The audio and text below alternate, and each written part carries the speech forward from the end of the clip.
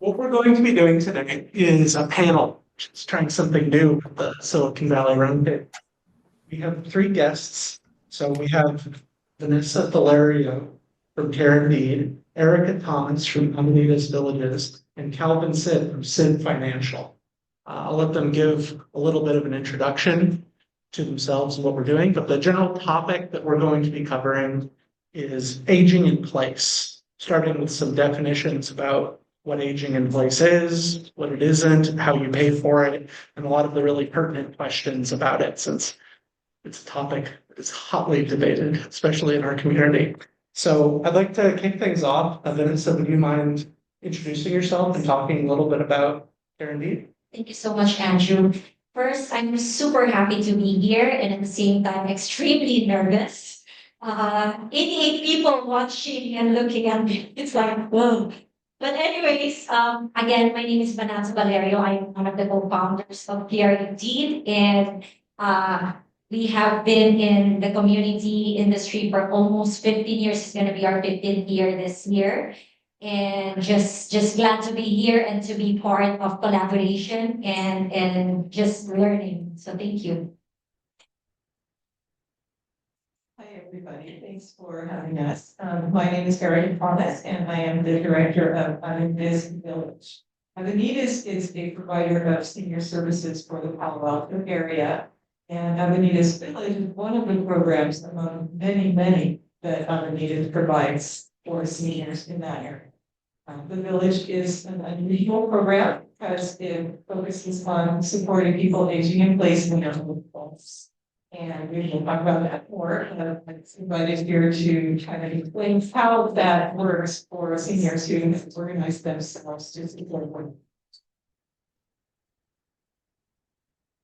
Good afternoon, everyone. My name is Kalvin, and I am a certified financial planner. I actually started in San Jose about 21 years ago, started my practice, and my family and I have moved up to San Mateo now, but still come down here pretty often. And my mom lives in Clearwater. I've been a certified financial planner for 21 years. I have my own practice. I'm independent, so I don't have some big company telling me I need to sell so much of their product, anything like that. I want to look at the holistic picture of everything that affects my clients' finances. And I know that trying to age in place and retire, that has a cost to it. And so how do you take care of those costs? Who's going to pay for that? For those of us who are younger, how do we prepare to pay for ourselves when we get to that age? And who's going to take care of us? So we'll be talking more about that this afternoon. Thanks. Okay, so one of the things while we were preparing for this panel is we all had different definitions of aging in place. And actually, Vanessa had a really good one I wanted to share that we sort of settled on as a group.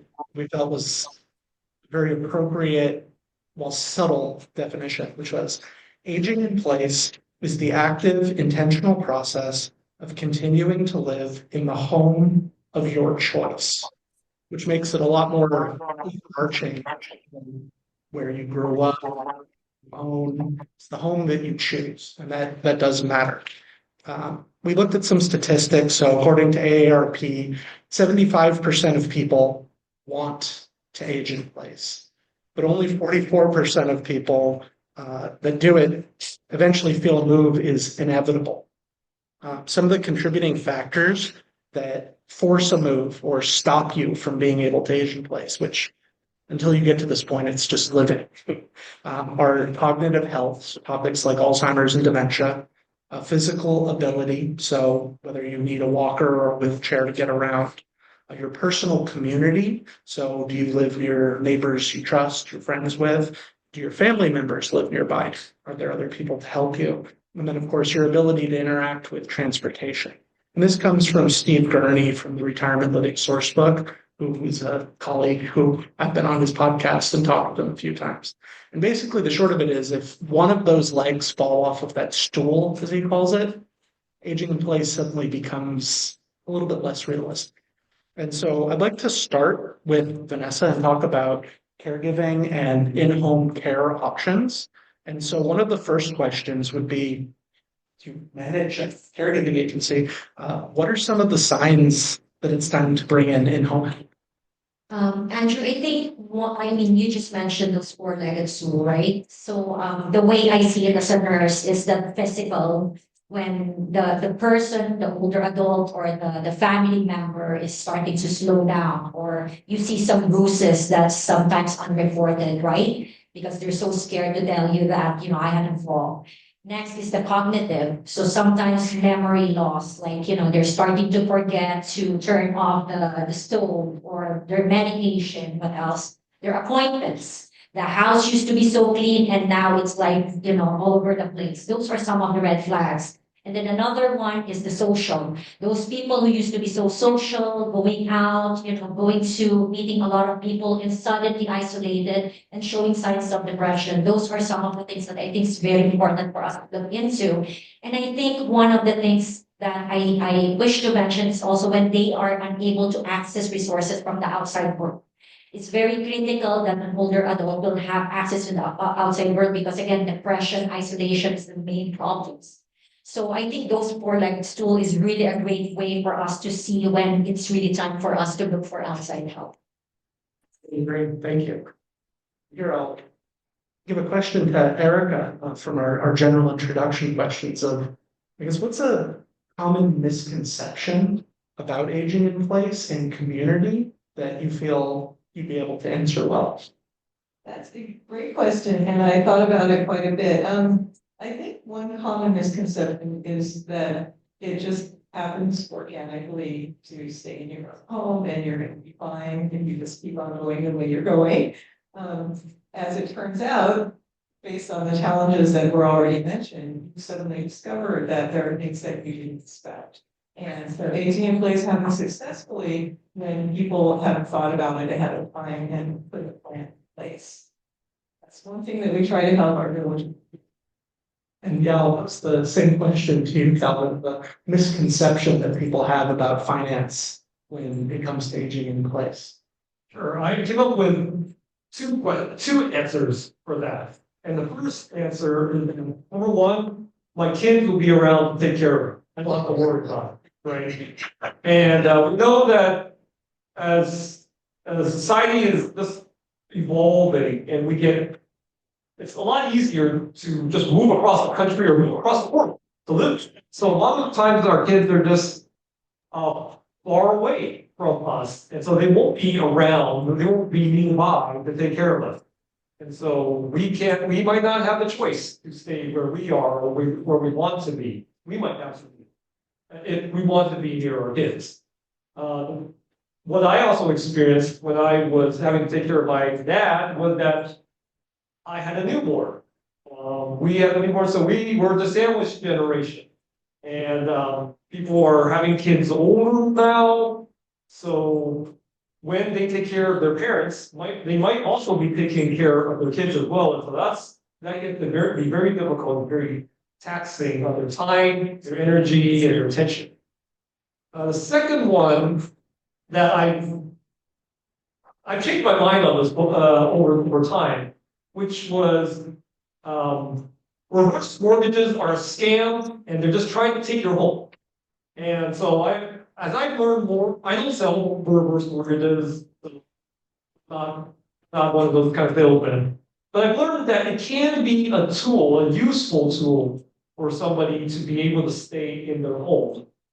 I tend to think of it kind of as a last resort.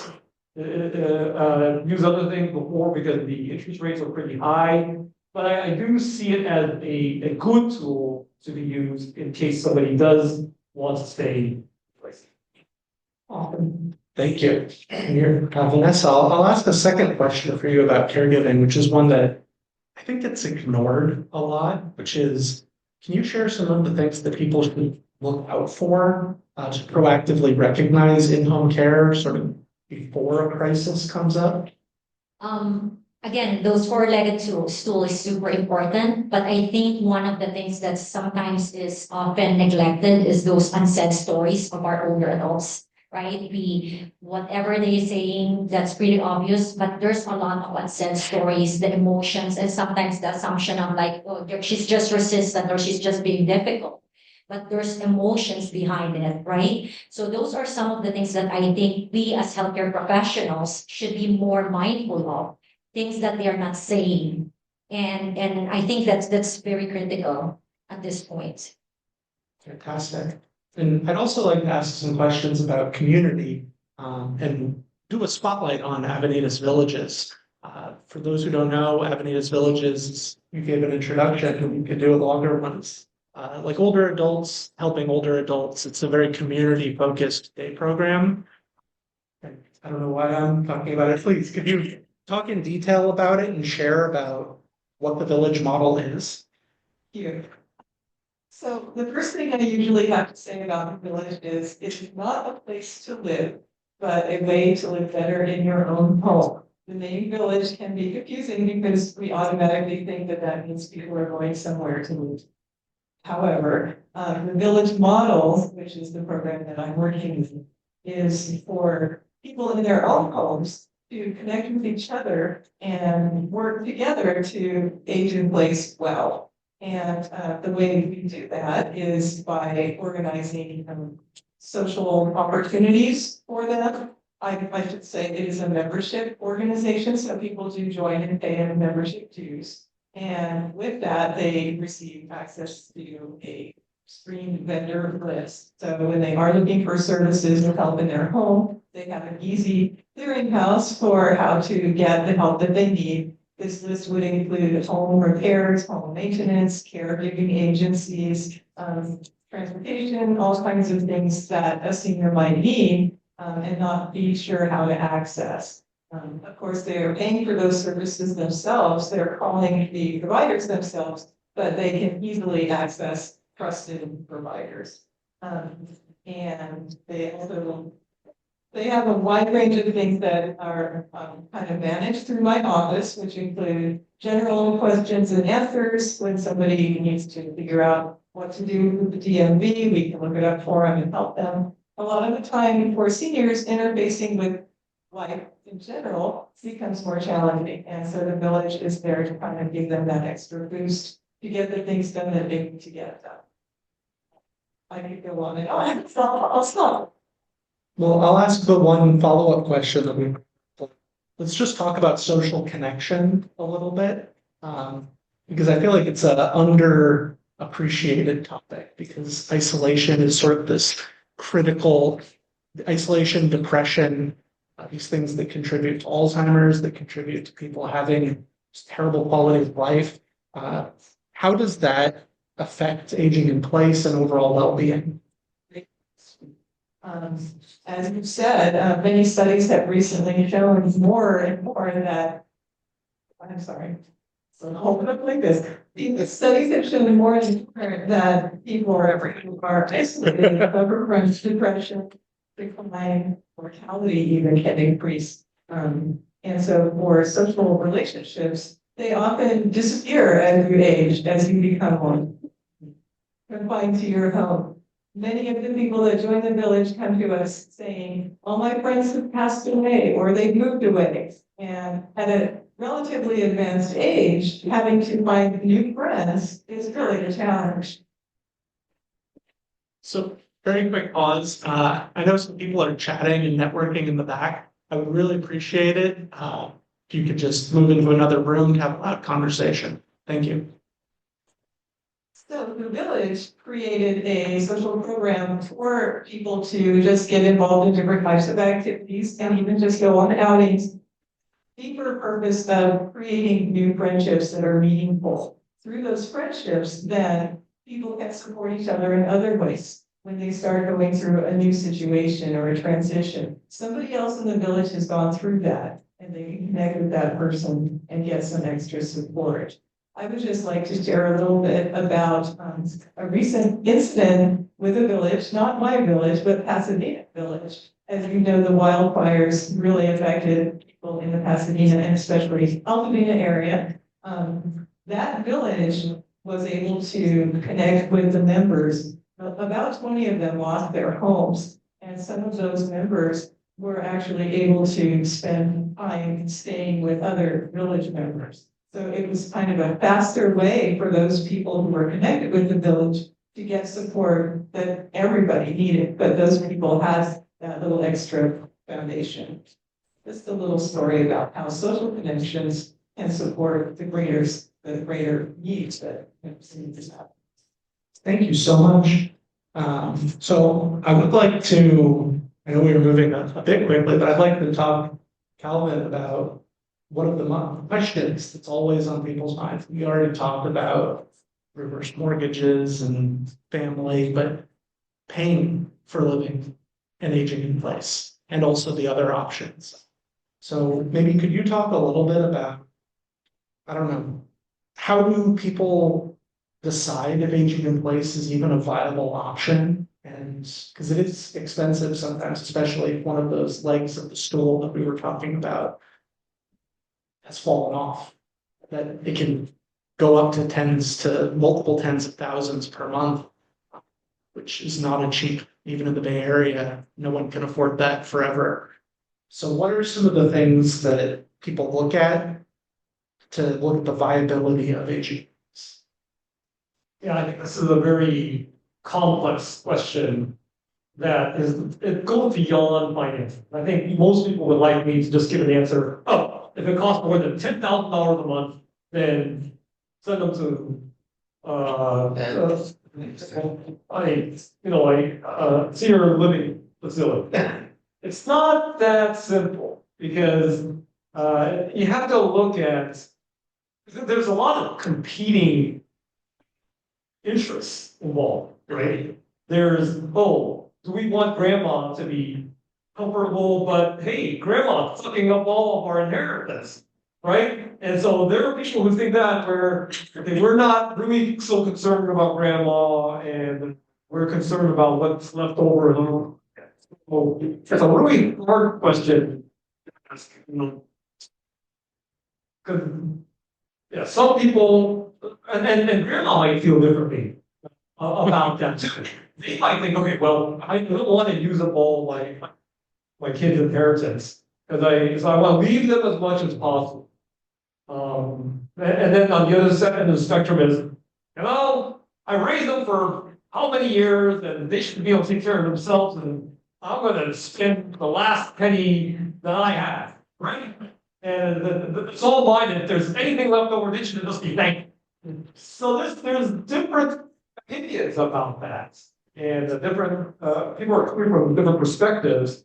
Like Erika was talking about, it's okay. The cost could be expensive if you have to hire somebody to do it all, but then sometimes people are part of a community where they know their neighbors.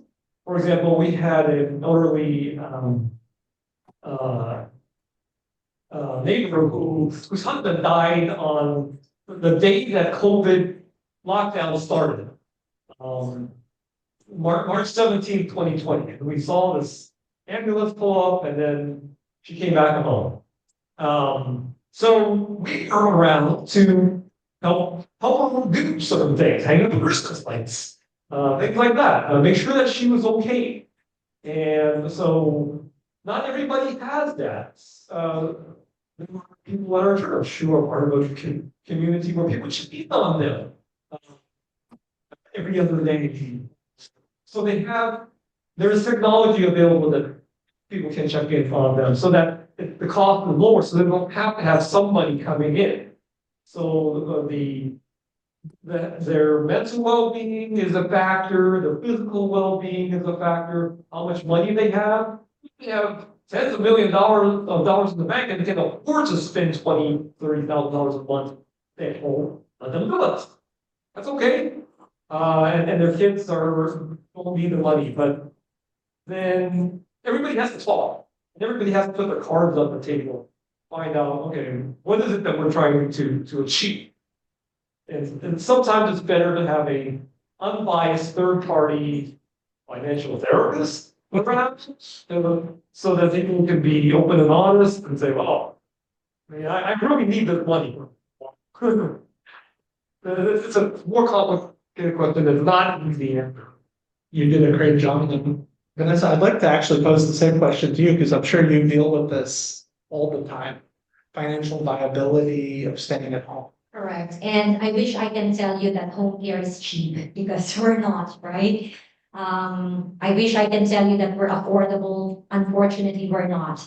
Half of or majority of our clients are the middle and upper class, right? And as I was preparing for this presentation, I was like, how about those marginalized group, right? Those people who cannot afford. And for me, I mean, I echo your insights, Calvin, because you're looking at the holistic part of aging in place, right? You cannot just really focus on the financial. There is this health, the well-being of the client, what's important for her, what's important for the children, and it's like a combination of things. And I think again, I'm such an advocate for the voices of our older adults. So it's truly very important that we include them. It's very important that we as healthcare professionals understand the destruction of ageism, where we look at older adults as incapable, as as weak. So it's very important that I think as we are really promoting aging in place, that we as healthcare professionals to have some kind of introspection about like how do we see older adult? How do we see aging? What is our definition of aging in place? In that way, we can communicate humanely to these older adults to create a more successful aging. Fantastic answer. And Erica, I'll pose a slightly different version of the question to you, just because your approach to the community is a little bit different. You mentioned when you were talking about the villages model that you have a lot of, say, trusted vendors. Whenever I hear that type of thing, we know that trusted vendors, that something precipitated the need for that. Could you talk a little bit about, I guess, why that was put in place and what are the most important trusted vendors that you guys will recommend or point to, the people maybe use the most or the most financially significant? Great question. The idea of these trusted vendors is kind of fundamental to the village model. The first village was founded in Beacon Hill, Massachusetts, back in 2002. And they were looking at all of these different components of what would make it possible for us to age in place successfully, would give us the same kind of support that we might not have to worry about in a senior community. And that was always number one for people as they are growing older to think about, how am I going to find helpers that I can rely on, that are trustworthy? And within the village model, as it turns out, particularly in our village, I know, the recommendations come from village members. So the members themselves identify those people in the community that they've worked with well and appreciate, and then they go through a screening process and they get added to the list for everybody to know that those people are reliable. And they also have an opportunity to review them, just like a little internal next door system, so that the members themselves can go in and put their reviews and read the reviews of other members to get, a sense of security when they are reaching out to providers, because we've all had that experience where somebody did a bad job or didn't finish or just didn't do anything. And especially as a senior, you become much more aware of how vulnerable you can be. So that's a measure too.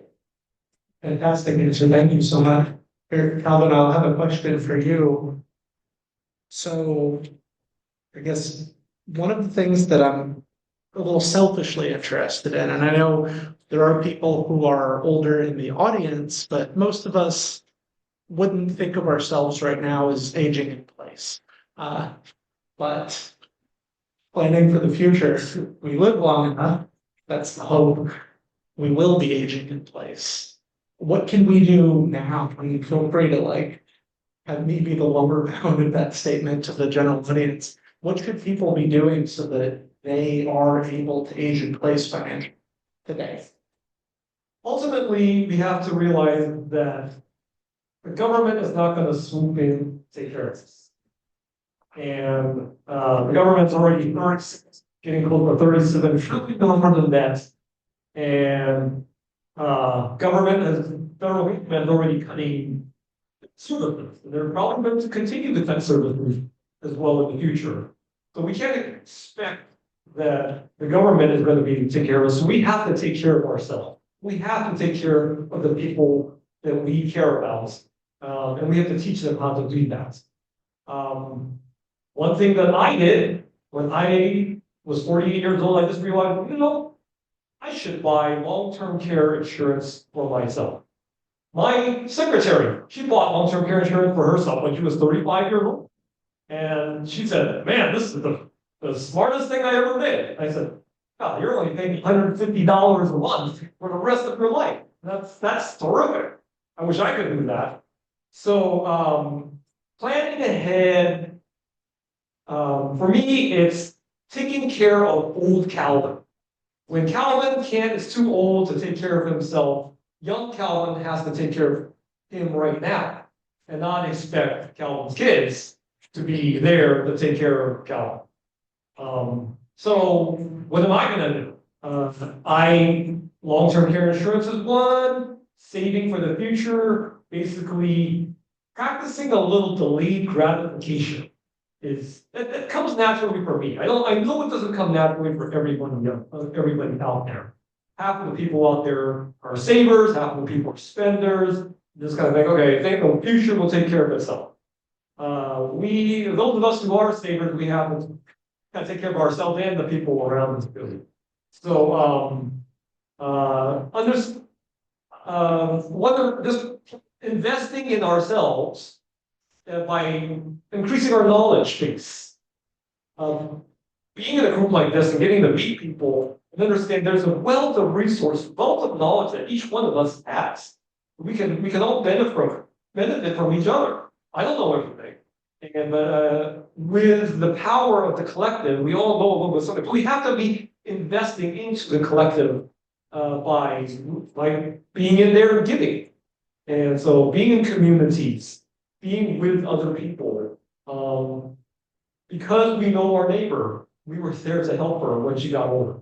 So I think that is saving for the future is a big part, but there's more to it than just the financial part.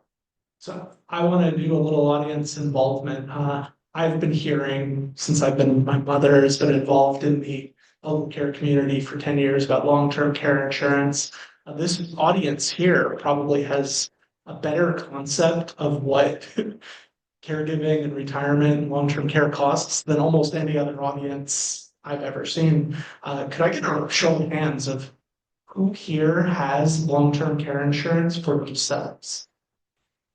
So I think it's about a dozen people or so, and I think we have maybe 80 people in the audience. So even with our audience here, who knows everything about what it costs, we're at like 15% coverage for long-term care insurance.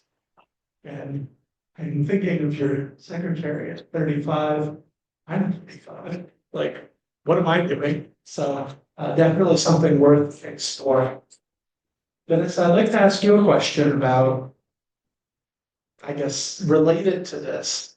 You see a lot of people that maybe they have health problems or different things that maybe make it a lot more expensive to take care of them. Maybe they can't get out of bed. Maybe they need a wheelchair. Maybe they're not able to dress themselves. Can you talk a little bit about some of the things that like really step it up in terms of cost?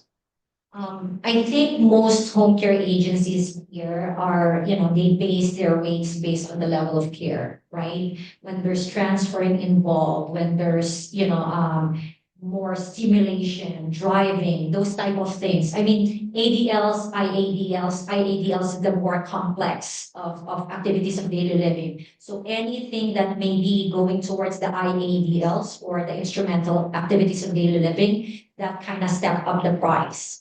And I think just the complex needs of clients, most of the clients that we have don't have just one chronic disease. They have multiple.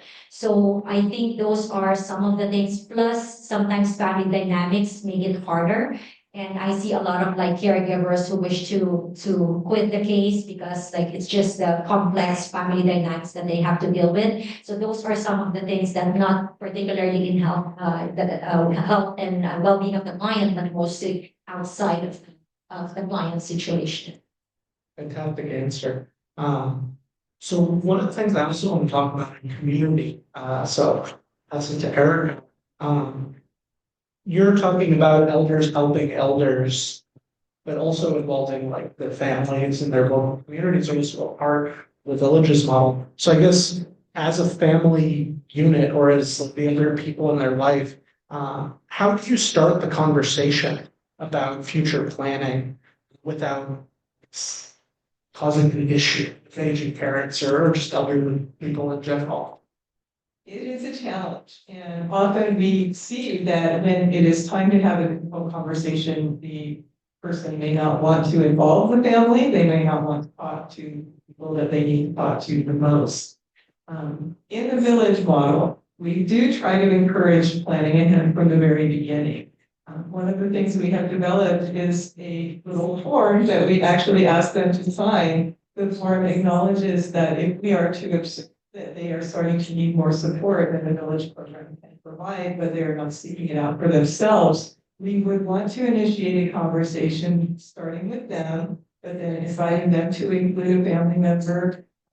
We are blessed because Avenidas also includes a social work program, so we are easily able to invite a geriatric social worker to be part of that conversation. And so definitely part of what the village can do is connect to some of those resources to start those conversations about how to obtain more support. And then with the care providers on our vendor list, we would have people that we could certainly say, you know, try these 3 and see if they fit your needs and work from there, and then we make a decision about your care. Fantastic. So Kalvin, I'll ask you a question that is a really hard question. This is probably, I would consider this the hardest question I've asked so far on the panel. So how much does it take to age in place? Give me a number. Here, give me a number. Well, if you, I mean, you know, Sure. if you need a simple something, you know, I need to one call to live right now. So my wife moves in, they're looking at it's $12 a month, or company bed. And that includes property tax. So that's kind of nice. But then when you get older and you need to bring somebody in, you can think that if you're calling somebody in, it costs anywhere from the neighborhood of $35 to $40 a day, an hour, right? An hour to pay for a service to come in. My parents, when my dad had cancer, okay, they hired some lady that we kind of know, and we paid her $15 an hour. That was it. That doesn't happen in that doesn't happen in right. So now if you hire an agency, you're talking about $40 an hour, 24 hours a day. You're talking about $1,000 a day. That's $365,000 a year. And on the possibly if you have 24-hour care. Something that people don't think about is okay. If you just hire somebody, the rules, the laws of California have changed, so you can't just hire grandma from Chinatown to help take care of you anymore. That used to be the rule. Can't do that anymore. Now, if you have somebody come and help you, you got to pay for workers' compensation insurance. You have to pay for their social security, taxes. You got to pay them overtime if they work more than 8 hours a day or 40 hours a week. So those are a lot of costs that people don't take into consideration when you're hiring somebody to come in and take care of it. I think Valerie probably knows more about that than I do. They will explain it clearly. Yeah. It's costly. It is costly. Here, I'll pose the same question. Like today, someone who's maybe like one of the legs of the stool is a little, you can pick which one. What does it cost today? So to again, age in place? It depends. It depends. If they have social support, like family members who's able to kind of pitch in and assist, I mean, that, I cannot really pinpoint how much it will cost. There's a lot of different factors that we have to consider. Now, like assisted living facility, independent living facility, we're also working there. Like those are homes for a lot of our clients. And, again, based on that, they live there, maybe they just need us for 4 hours and they're still able to age in place. So it all depends. There's all different factors that we have to consider when we're thinking about aging in place and its costs. Understood. So, yeah, But it's Yeah. costly. it's a little It's costly. I really wish I can tell you guys we're cheap and we're, I can't. And again, I'm thinking like, how about those marginalized group? It's been something that, most of us, I'm not really sure, not everyone's able to afford long-term care insurance. Not everybody has access to that at this point, and we're all working, right? And imagine those people who are out there unable to have access to this. Those are some of the things that I think it's important for also all of us to think about, because our clientele right now are people who somewhat can afford. I think it's our moral obligation right now to really think, how about those group? What are we gonna do about it? What are being asked as a collective here in order for us to have a more equitable society, right? I think I'm having some existential crisis. It's just a lot. It's just a lot. So, Eric, I'll ask you a question of, you look at a lot of other resources. I want to ask, what supportive services have the best bang for the buck, like the largest impact? And of course, the villages, we know is the top of the list. But if you could just talk in a little detail on what really works, moves the needle. I would have to go back to the idea of sitting down with somebody who can help you map out your future. Whether that is a financial planner specifically or more somebody in social work. But to find that person who can sit down with you before you have a serious problem, or when you see something on the horizon and say, do you have a power of attorney? Do you have your advanced healthcare directive in place? Do you have these things set up so that when your transition happens, it's not going to completely blow you out of the water? I think that finding those advisors in various areas of your life and needs is what's going to really make the difference for you. And I'll pose the same question, Kalvin, I will to you as well, Vanessa. Could you share one piece of advice or a resource that you think really, really helps? If you had to give one thing to a person who is worrying or struggling about aging in place, what would you tell I would say invest in yourself for the future. And that means putting yourself out there, being in community. So investing doesn't just talk about money, but it's investing your time in other people. I believe that if we are in a community, we're giving, we're blessing other people, that it's going to come back to us. That when at the point when we have a need, that they're going to say, hey, I remember that Kalvin was really kind to me. And he's in the place of need right now, so I want to help him back. We're not doing it we're just going to build a stronger community. And this way, we all help each other instead of just, we're sitting at home. People who sit at home, they just expect the government to come in and help them. And the government is worthless. It's home. And people get help from the government. The government is help, and there are a lot of good government people who want help, but they can't help everybody who needs help. And they only have so many resources. So one good resource that I would recommend people look at is aging.ca.gov. And that has a lot of resources that people can use, whether it be legal services or communities, physical, people that help elderly people have physical activities. So in our county, we can look up the services around us. Fantastic. Yeah, Vanessa, I'll ask the same question. I'll just reiterate it. one piece of advice, key resource for someone, they want to age in place, what would you tell? I think utilizing adult day centers are super critical at this point. They're cheaper. They're not as costly as the home care, but I think again what I'm trying to in some ways the main point that in our society that I'm trying to address is the depression, the isolation.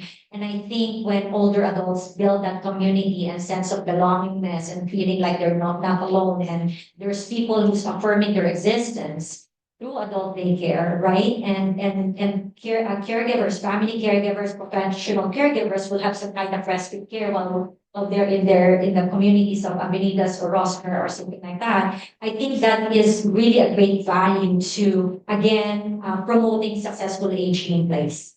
So I think adult daycare services is super critical. Great resource. So home care, but it costs very expensive.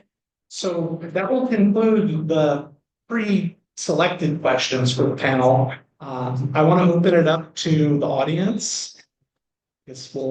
Wesley, if you could help pass a mic. Anyone, I guess, here, I'll give you my mic. Anyone who has a question, raise your hand and Wesley can come over and hand you a microphone. Wait for the mic. So raise your hand.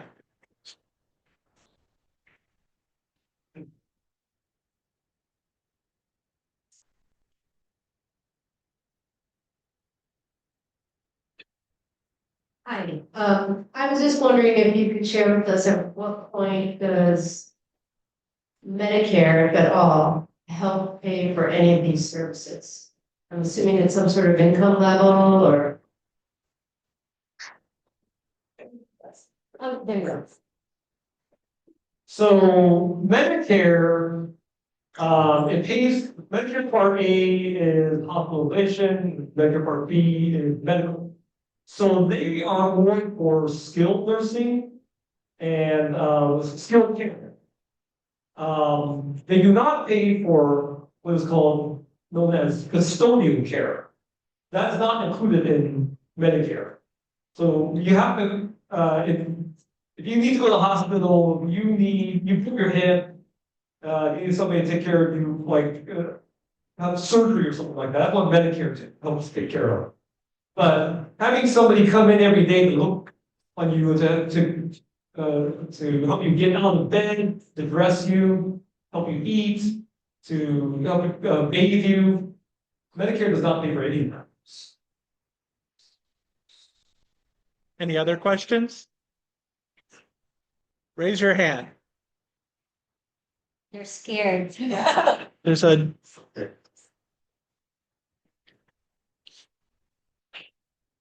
My name is Liam Hemorrhages. I'm a long-term care insurance agent. And I would say 95% of my work is a work of a psychologist and therapist, trying to make things happen, trying to make people look ahead. And the two objections that usually I start from, or I hear at the beginning, are actually three. One from most of them, oh, I am still too young, I will wait longer until I really need it. So what would you do with this one? But two others are financial. One, I have a house, and when I need it, I will either reverse mortgage or sell it, and I have plenty of resources, especially in this area. Price of housing, real estate is so high. And another objection is that I'm going to move. I'm not going to stay here. I'm going to sell my house and move to Costa Rica or whatever, in North Carolina, but places where it's less expensive. So what do you think about these options? Do they work? How well they work?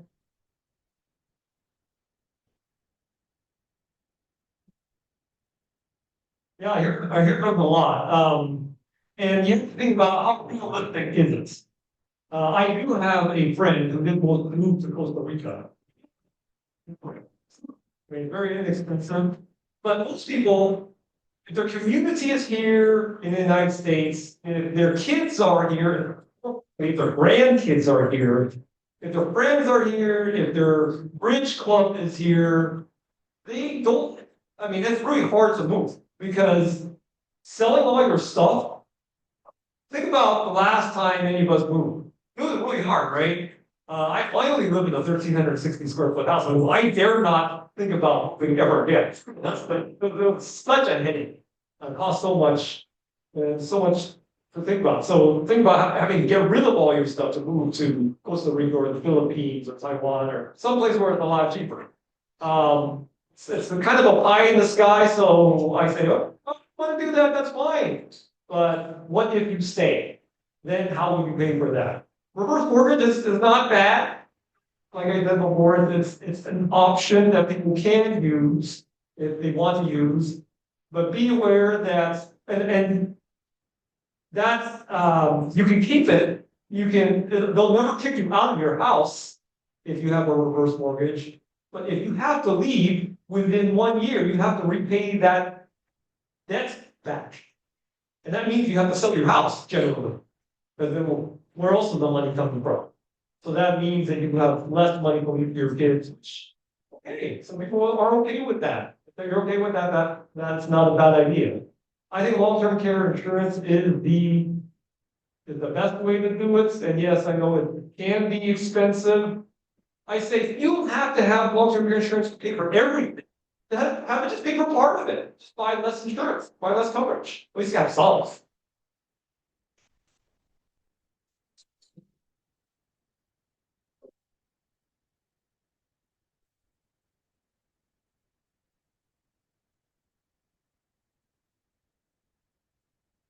I want to address that issue. I was able to convert my life insurance policy to a long-term care policy. But I have to increase my payment by $50. I was paying $50, so now I pay $100 a month. And my coverage is $135,000, and that's not gonna last, but less than a year. So you need to do it now for the younger people, if there's any younger people here, and who knows what it's gonna be. It may not even be enough then. I mean, prices are going sky high.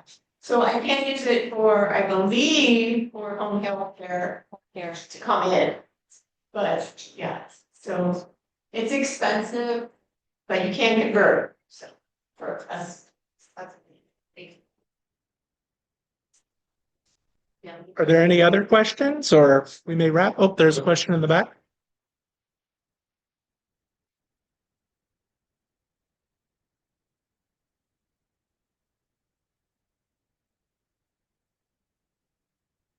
So this is actually a financial question. So you take to include 52 or wait for you to age 70 in full amount? So, that question is, there's a lot there that depends, right? That's the typical answer. It depends on your health.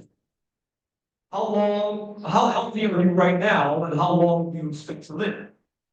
So the break-even points. So, age 67, age 66 and something and change is about what is called full retirement age, where you get 100% of what you're supposed to get for Social Security. Every year that you do, if you only get it, if you start at age 62, you only get 75% of that full retirement age amount. If you wait until age 70, you get 135% of that full retirement age amount. So, well, you've gotten that 75% for 8 more years than you got if you started at age 70, right? The break-even point for when the full amount of money that you receive, if you start at age 70, becomes more than what you get if you start at age 62, is about 81 years old. So that means if you live longer than 81 years old, it's generally better to wait until age 70. But if you're diabetic and you don't think you're gonna live that long, I had a prospect come to my office and he said, I asked him, how long do you expect to live? He said, 65. I said, okay, take care of the right.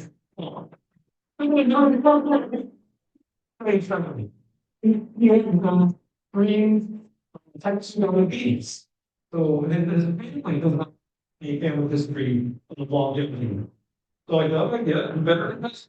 Yeah. But if you do live, we don't know how long. Wait till you're 62 and see how you feel then. See how your longer periods live. Now, there's also you also have to be careful about if you start taking Social Security benefits at 62 and you're still working. If you make more than say like $23,000 and that amount changes every single year, then you lose $1 of benefit for every $2 of income you make above age 63. So and then if you're supposed to get $3,000 a month and you make $6,000 a month for that, then you lose it all, right? So you kind of get it back when you turn 67 or they pay you a little bit. It takes like 20 years for you to get all that money back. So I don't encourage people to do that. Talk to a planner. They can run a analysis for you to see where's your break-even points, when you decide to stop working, and also there's another factor of, well, if you don't need the money and you just invest the money and you live on other money, well, then what kind of return are you getting on it? If you can get 8% or more, then it's better to take it at age 62. Because then age 70 will never catch up to that extra amount that you got for extra 8 years. Make sense? Thank you, everyone. I want to thank our panelists, Vanessa, Erika. Thank you so much for coming. Really appreciate it. Very grateful. This has been recorded. So yeah, if you want to share it with someone, you can check the link and you can message us at svroundtable@gmail.com and send over a link if you can't find it from the event page. But I'll post it up on the event page on Luma after this. So yeah, thank you to everyone. And what I'd like to do now is welcome back the prizes that we have from the Watermark community. We have a raffle. So you put your business card in the bowl at the entryway. We're going to select a winner and give some of the cool prizes some thank you for everyone who's contributed to the prize.